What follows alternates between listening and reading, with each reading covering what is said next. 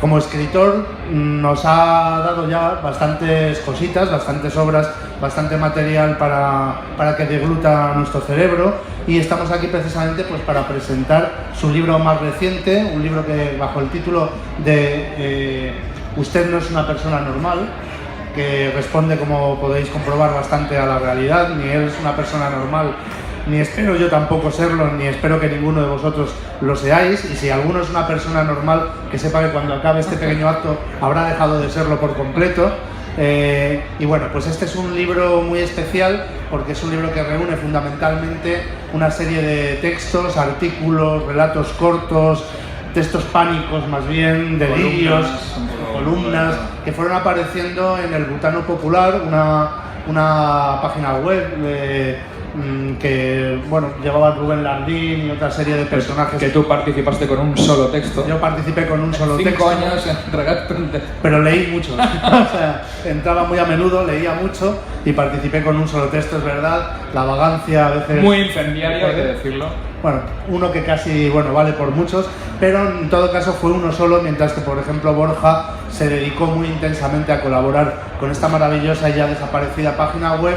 Y resultado de todas esas colaboraciones pues es este libro de una persona nada normal, del cual nos va a hablar el propio Borja. Yo sobre todo deciros que en su momento, cuando las iba leyendo a menudo en las páginas, pero en este caso es en la pantalla del ordenador, en la web, lo pasaba francamente bien, me divertía muchísimo y me sorprendía a veces mucho porque, conociéndole desde hace muchos años y habiendo compartido muchos momentos en festivales, en fiestas, en todo tipo de eventos, y aun sabiendo que es una persona brillante y con un sentido del humor muy agudo, y compartiendo como compartimos no solo muchos gustos, que es lo peor que se puede pegar uno, no el SIDA ni nada por el estilo, sino los gustos, pues a pesar de todo ello me sorprendía constantemente al leerlo y me lo pasaba tremendamente bien con unas columnas y una especie de relatos, de confesiones o más o menos confesiones personales. Uy, qué bien, creo que está lloviendo. Creo que está lloviendo y eso hace que tengamos más público. Exactamente. Bien, he rezado a Satán y ha dado resultado. Gracias, Satán. De nada. Bueno, como os decía, y para finalizar un poco esta introducción, lo que me sorprendía era encontrarme con que al leer a Borja disfrutaba tanto más casi como con él en persona, y como os comentaba, a pesar de creer que nos conocíamos muy bien, no paraba de sorprenderme de sus delirios, de la calenturienta imaginación que había detrás de esos textos incendiarios y absolutamente absurdos a veces, pero en los cuales en el fondo hay una serie de líneas maestras, ¿no? Una serie de elementos que se repiten a menudo en ellos, y que yo creo que eso se nota más al verlos reunidos todos en un libro, ¿no? Y que es sobre todo, y que es como quiero empezar también y dar paso ya a Borja para que nos deleite, me gustaría pues señalar que es un libro y es una serie de textos que tienen un elemento que a mí me parece sumamente paradójico, y es una actitud absolutamente crítica y cruel hacia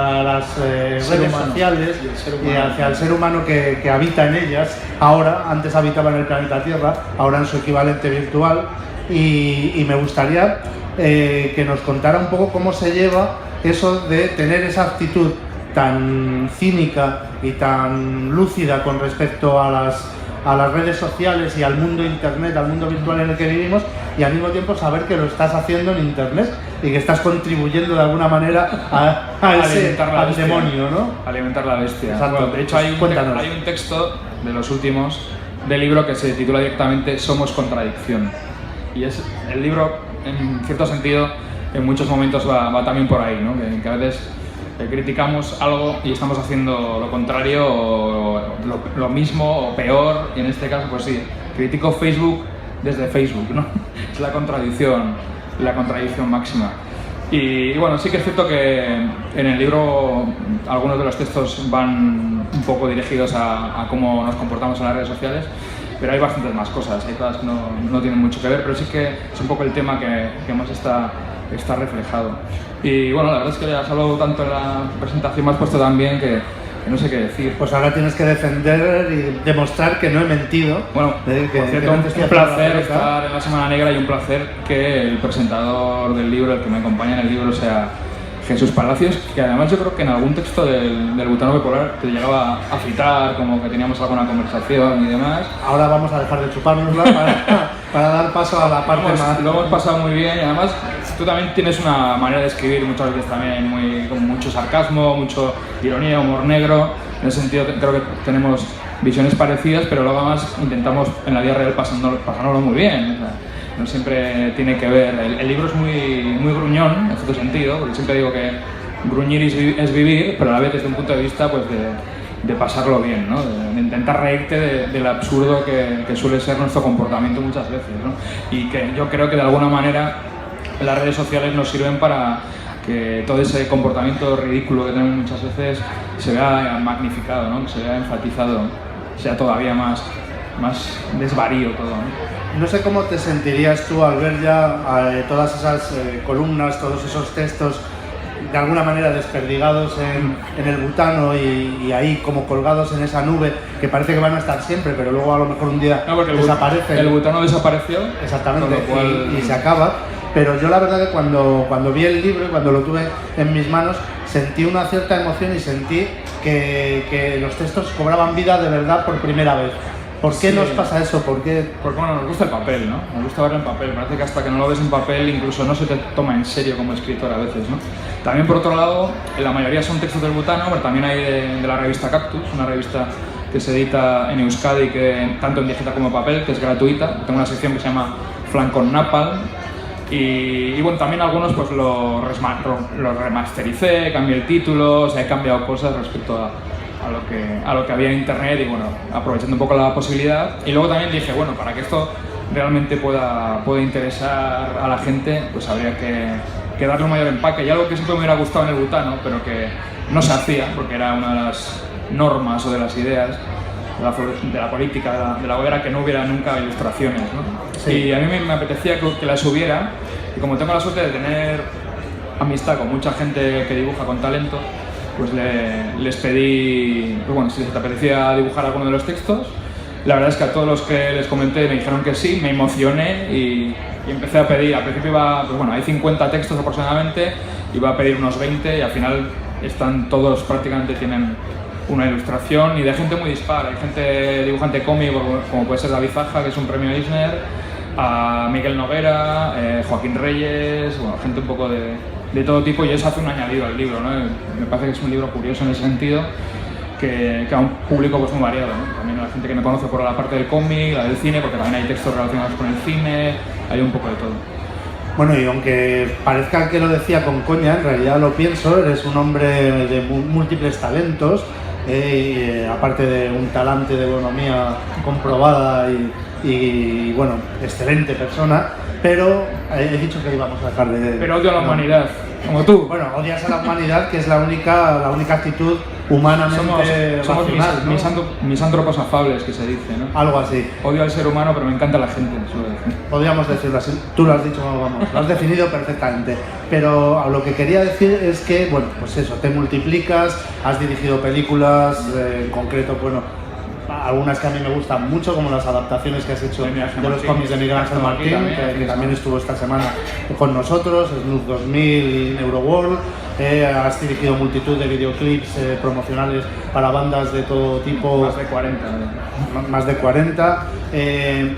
Estás presente en el mundo del cómic, en internet, guiones, etcétera. ¿Qué te da la escritura? Una cosa que es tan, de alguna manera, distinta a todo ese universo tecnológico que entraña el hacer cine, el hacer videoclips, el moverse en internet. ¿Qué te da la página en blanco y el escribir? Sobre todo inmediatez, es decir, que te pones tú delante de la hoja o del ordenador y directamente puedes escribir. Eso es algo que no te ocurre en cine, por ejemplo, pero necesitas el trabajo de mucha más gente que te ayude. Y en cambio, pues bueno, escribir me parece mucho más libre en ese sentido, porque el cine cada vez es más complicado, el poder llevar a buen puerto la idea que tú tienes realmente, un trabajo más personal. En cambio, en este caso, pues bueno, son textos en los que he tenido absoluta libertad, ¿no? Cosa que no ocurre pues, en el ámbito de la publicidad, en el medio visual y en otros, ¿no? Y en ese sentido, pues muy contento. Lo que más me gusta de todo lo que hago, que a veces tienes momentos de crisis que dices, debería de centrarme en algo concreto, debería de dirigir, que menos mal que no lo he hecho, porque si no igual la crisis hubiera pasado por encima de mí y la verdad es que la he librado muy bien. Lo que más me gusta es escribir y dirigir, la verdad, es lo que más me gusta, ¿no? Y lo más fácil a priori, sobre todo ahora con la posibilidad de colgarlo en internet y que la gente te lea, pues evidentemente es escribir.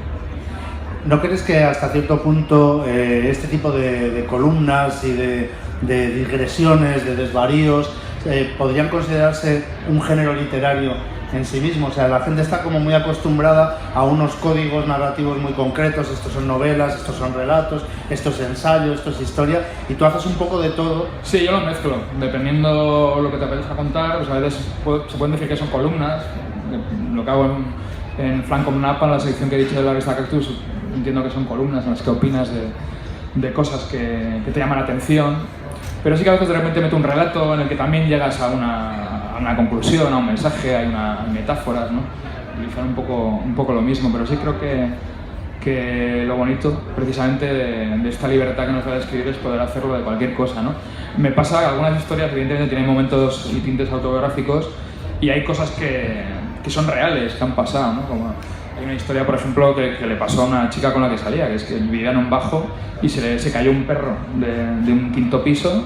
Y bueno, hay una historia con ese perro, qué es lo que pasa, ya le despertó, tuvo que levantar, bueno, y todo eso lo cuento, ¿no? Con algo de literatura, evidentemente, pero bueno, me parece también interesante de cosas que ocurren en la realidad que te llaman la atención, que puedes creer que me lo he inventado, pero que en realidad salen de ese momento que has vivido, que te han contado con la cara un poco desencajada. De hecho, bueno, ese es uno de los elementos más alucinantes de tus relatos, historias, columnas, es cómo pasas de la realidad a la ficción y cómo a veces cuando uno te conoce y cuando algunas anécdotas las hemos vivido, las has contado y tal, lo más sorprendente es lo real, no la parte ficticia, ¿no? Sí, me gusta jugar con eso, ¿no? Además, aparte que hay gente que me habla del libro y no sabe distinguir lo que no es verdad, creen que es verdad y viceversa, ¿no? Y cuento cosas de chaval, que es una fuente de inspiración a la que todos acudimos alguna vez.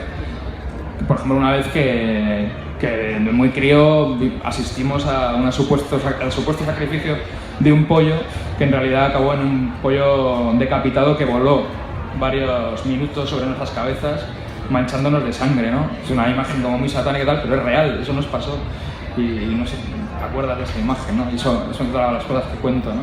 Y a su vez pues aprovechas esa anécdota para hablar un poco pues de la crueldad de los niños, de ese tipo de cosas, ¿no? A pesar de que muchos de los textos son, como decías, con ciertos tintes autobiográficos y tu estilo es claramente un estilo singular y personal, sí que a veces encuentro muchos elementos en común con una serie de autores, tanto escritores como guionistas de cómic, como artistas de cómic. Es decir, hemos estado hace un rato con Mauro, hablábamos de Miguel Ángel, se me ocurre también pues Rubén Lardín, se me ocurre Hernán Migoya, etcétera. ¿Crees que de alguna manera hay un elemento generacional en la visión del mundo que ofrece tu libro que coincide en mayor o menor medida con la de otros autores? Puede ser, porque aparte que somos gente de parecida edad, hemos tenido los mismos referentes, en cierto sentido hemos crecido con los mismos, compartimos filias y fobias y en cierto sentido, aunque cambiemos y tengamos cada uno quizá un estilo diferente a la hora de escribir, sí que hay ciertos temas que se repiten, ¿no? De una manera generacional y que a veces son las preocupaciones, ¿no? que te encuentras, ¿no? Sobre todo pues, el intentar entender a veces lo absurdos que somos, yo creo que es algo que nos gusta a la gente que también pues, somos devotos del cine de terror, de lo fantástico, de la imaginación, porque hay textos también que son cosas que me imagino, ¿no? Por ejemplo, lo que era la panadería del barrio donde yo vivía de chaval, ahora es un tanatorio, ¿no? Entonces yo me imagino un crematorio y los hornos donde se hacía el pan ahora son los crematorios, ¿no? Bueno, son ideas también que se te ocurren y las escribes, ¿no? Evidentemente no es un tipo de libro fácilmente clasificable ni fácilmente editable en estos y días. no hay que leerlo del tirón, No porque te puede explotar la cabeza. Exactamente, pero sí me gustaría que nos contaras también un poco cómo surge como proyecto editorial, a quién engañan para conseguir que todos esos delirios acaben en forma de libro. Tengo la enorme suerte de no tener que haber engañado a nadie realmente, porque fue la editora, Lucía González, de Libros de Autoengaño. Es una editorial pequeñita, pero que funciona muy bien y sobre todo vende mucho directamente desde su web y va a muchas ferias. Ella realmente me ofreció el editar una recopilación de mis tebeos de los 90, de mis cómics que yo dibujaba en los 90, que eran muy gore, muy underground, tú te acordarás de ellos. Y yo dejé un poco aparcado el dibujar cómics porque vi que tenía que meter demasiadas horas, que no iba a dar de más, y que ya tenía amigos que dibujaban muy bien y podía colaborar con ellos, como aquí se ve. Y le quité la idea de la cabeza y le dije, mira, lo único, yo tengo esta otra idea, ¿qué te parece? Le mandé varios de los textos, porque había leído alguno, pero no todos, y le gustó mucho la idea y tiramos para adelante. Luego lo difícil fue decidirnos por el título, porque hubo un momento en que al final el título es de uno de los textos de dentro, que creo que definía un poco gran parte de la filosofía del libro. Pero ahí sí que fue el único problema que tuvimos realmente, el único escollo del camino, es que yo no sabía bien cómo titularlo. Y ahí Lucía me dejaba la libertad total, que en ese caso me dejaba un poco perdido, ¿no? Llegó un momento en que lo iba a titular Amor y Mierda, o sea que está... porque es un poco escatológico. Y ahí en ese momento dije, creo que hay que volver hacia atrás y volver a los primeros títulos que teníamos previstos y volvimos a esto. No, vamos, usted no es una persona normal.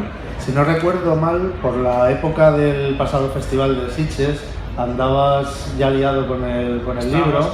Con el PDF, sí, claro, había que entregar el PDF. Efectivamente. Y otro problema fundamental y otra elección difícil fue la de la portada. Ah, sí, es verdad, que tú estuviste ahí. Sí, sí, porque bueno, la portada es de Chema García. Chema García le considero mi compañero de armas en el mundo del cómic porque he hecho varias cosas con él, cortocuentos, que creo que está también por ahí a la venta, que es unas historias cortas que él dibuja y yo escribo, editadas por Astiberri, 2 volúmenes. Y bueno, a Chema fue el primero que le comenté si le apetecía dibujar y le dije, oye, ¿la portada qué te parecería? Estupendo, sí, quiero hacer algo. Y al de 2 días ya me había mandado 10. O sea, 10 totalmente diferentes unas de otras. O sea, teníamos el problema de que no sabíamos cómo titular el libro. Y los 6 dibujos de Chema. Pero bueno, ahí fui acotando. Hubo gente que le pregunté qué opinaba, entre ellos me acuerdo, es verdad. Estábamos en Sitges y ahí, al calor de unos Bloody Marys, os pregunté que a ver qué pasaba. Y al final, pues bueno, nos decidimos por esta porque nos parecía la más llamativa, ¿no? El libro, la verdad es que destaca bastante cuando está con otros libros, si te gusta un poco ese rollo. Y creo que puedo decir que la portada y el prólogo del Rubén Lardín es lo mejor del libro. Bueno, yo no diría tanto, ¿eh? Creo que hay textos casi tan buenos como el prólogo en el interior. Sí. Hemos hablado un poco de ese espíritu generacional, precisamente que compartes con Rubén, con Hernán, con Mauro y con otros compañeros de viaje, pero me gustaría también que nos comentaras un poco cuáles son tus otras influencias, digamos, que otros autores o que otros escritores y que otras cosas te han influido a la hora de desarrollar ese imaginario tan particular que tienes. Pues no sabría decirte, porque de chaval sobre todo, que es cuando ya empecé a escribir cuentos y demás, he leído tanto, como pues, supongo que te pasaría, bueno, tú seguramente has leído incluso el doble que yo, o triple, pero lees tanto que, bueno, a ver, me gusta mucho Lovecraft, Poe, evidentemente me gusta mucho Roald Dahl, me gusta mucho Topor. Hay unos cuantos, ¿no? que pueden estar de alguna manera ahí, ¿no? Gorey. Yo creo que en particular 2 de los que has dicho, Topor y Roald Dahl, me suenan seguro, ¿no? Lo que nos lleva también... Gianni Rodari también me gusta mucho. Lo que nos lleva también un poco al tema del humor negro, ¿no? Sí. Que es casi omnipresente en tu libro y que a veces no es del todo bien entendido por los lectores actuales. El humor negro y sobre todo la ironía es complicada, está en peligro de extinción, casi diría, ¿no? Es un bien en desuso, ¿no? Que se nota sobre todo en las redes sociales, hablo de ello en el libro, que a veces cuando juegas con esa idea de sarcasmo, de jugar en esa fina línea, que puedes estar en un lado o al otro y que el mensaje sea absolutamente contrario, te das cuenta que hay gente que no no sabe leer la ironía, pero bueno, no pasa nada, eso no sería el problema. El problema es que no lo saben leer y se enfadan. O sea, no entienden la ironía y se enfadan, ¿no? Si no la entendieran, pues bueno, cada uno es libre de leer, de no leer, de hacer lo que quiera. Pero el problema es que se enfadan, ¿no? Y eso lo notas, antes no lo notabas, cuando te insultan en las redes sociales, cuando te insultan en Facebook. Y eso me ha pasado con algunos textos, sobre todo de la revista Cactus, que de repente salen de nuestra zona de confort, es decir, de que te lean los 5.000, 6.000 colegas y de repente se comparte 2.000 veces y te empieza a insultar gente que no sabes quiénes son ni nada, no saben quién eres y te dicen aprende a escribir, vaya tostón, no pienso leerte, cosas así, que algunos incluso te desean un cáncer y no entiendes bien por qué, pero bueno, cada vez intentas pasar un poco de eso, ¿no? Pero si te das cuenta de sobre todo cuando, bueno, le pasa a gente que has mencionado, a ti no sé si te pasará porque como tú no tienes mucha actividad en internet, no tienes mucho troll suelto, pero por ejemplo Rubén Lardín para mí es de mis escritores favoritos, de los que están cerca de mí, al igual que tú, y a Rubén le insultan mucho por ese lado, de aprende a escribir, eso que escribes literatura, ¿no? Digo, pues yo escribo, no sé, o sea, es como, vale que no lo entiendas, que no te guste, pero joder, o sea, llevo 20 años escribiendo en prensa, todas las semanas de cine, en cultura y otras cosas, entrevisto aquí y allá, he escrito varios libros, hombre, algo sabré escribir, digo yo, no sé, algo. Antes comentábamos también con Mauro el tema de la corrección política y cómo está creando un clima de paranoia y un clima de persecución un poco impreciso que a mí me parece obviamente que nos perjudica a todos y que quizá también pueda, no sé si lo has pensado, pueda afectar un poco a la visión que algunos lectores desprevenidos puedan tener de tu libro, ¿no? Al encontrarse determinado tipo de comentarios o determinado tipo de actitudes. Sí, bueno, también hay cosas que, acostumbrados a leer, tú por mismo, La cocina caníbal es uno de mis libros favoritos. Para nosotros son cosas normales, pero claro, hay gente que lo lee y le parece muy fuerte, ¿no? O muy gore, que dicen ahora, aunque no haya sangre, muy gore y tal. Y ahí es cuando también te das cuenta de que la realidad, a veces vivimos en una realidad paralela, ¿no? Sobre todo cuando de repente te insultan o te pretenden insultar diciéndote intelectual, eres un intelectual de mierda, ¿no? Sí, es un poco paradójico, ¿no? Porque tu muevo, ya estoy inventando palabras, todo se pega menos la hermosura. No, tu libro se mueve un poco en unas aguas un tanto ambiguas, en el sentido de que el friki, digamos, aficionado a macho martillo, al cine fantástico, al cómic, a la literatura de terror, a la ciencia ficción, puede encontrarse a veces con textos completamente delirantes y que se salen de ese mundillo, ¿no? De ese fandom. Y viceversa, a lo mejor, evidentemente, el lector generalista, el lector que no es un friki, que no es un fan, puede a veces despistarse, ¿no? Al encontrarse con esos referentes.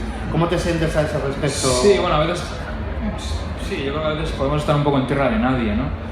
Quizás el libro es muy friki para la gente que no suele leer demasiado o es poco friki para otros que les gusta solo, pues eso, el cine gore y me conocen por eso, ¿no? Habrá de todo. Pero bueno, yo creo que estamos en un momento en el que sabemos lo que se vende en los libros y no sabemos si verá peor, pero bueno, por lo menos que se mantenga y hay que cuidar y estar contento de tener una minoría fiel de lectores. Es decir, yo sé que de mis libros puedo vender 1000 y algo, que hoy en día es una cifra que está bien, correcta. ¿Quién le va a decir en un país de 50 millones? Pero a mí me genera ese ánimo a seguir haciendo porque sé que hay un número de gente que está esperando a ver lo que yo haga, ¿no? Es mejor eso a que quizá pues un día lo petes y vendas 5.000, 15.000, 20.000, 30.000, pero al año siguiente ya nadie se acuerda de ti, ¿no? Yo creo que estamos en el momento de cuidar un poco el público de culto o esa minoría fiel en todo, ¿eh? Hablamos de literatura, pero creo que tenemos que hablarlo en cuanto al cine, cómic, etcétera, ¿no? El cómic siempre ha estado atado o más bien agarrado a eso, ¿no? A esas cifras. Hay fenómenos como Paco Roca que venden bastante, ¿no? Pero hay otros que, bueno, están con sus 3.000, sus 4.000, 5.000 y es gente muy fiel, gente que viene a las ferias, que le firmas, etcétera, etcétera.